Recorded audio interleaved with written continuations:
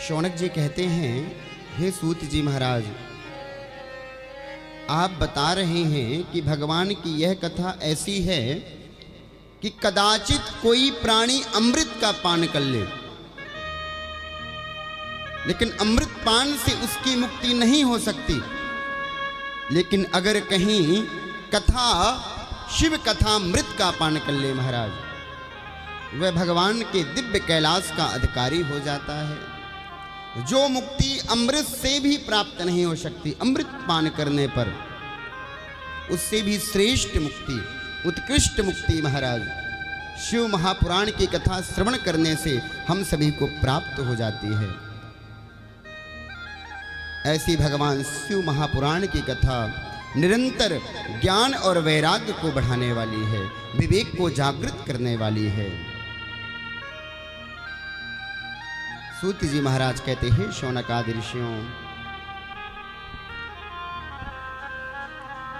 मैं आप लोगों के सामने अत्यंत गोपनीय वस्तु का विवेचन करूंगा। अत्यंत गोपनीय जो कथा है उसका वर्णन करूंगा। भगवान शिव की कथा बड़ी गोपनीय है महाराज। अब गोपनीय का तात्पर्य ऐसा समझिए, जैसे नवरात्र होते हैं 4,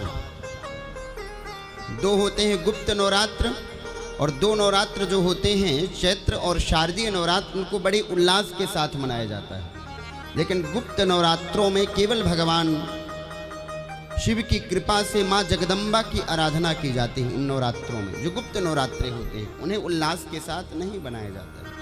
उसी प्रकार यह शिव पुराण की कथा बड़ी ही गुप्त है महाराज।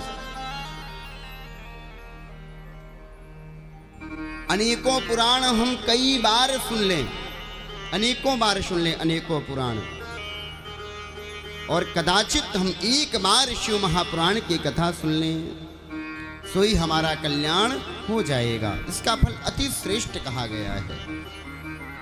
इसलिए महाराज यह गोपनीय कथा है। जैसे गुप्त नवरात्रों में गोपनीय रूप से माँ जगदम्बा का सत्कर्म करने पर जो फल की प्राप्ति होती है वह अनंत होती है, उसी प्रकार शिव महापुराण की कथा श्रवण करने का जो फल है वह अनंत है।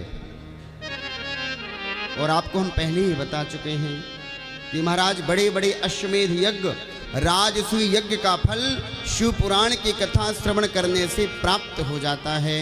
बोलिए शंकर भगवान की जय।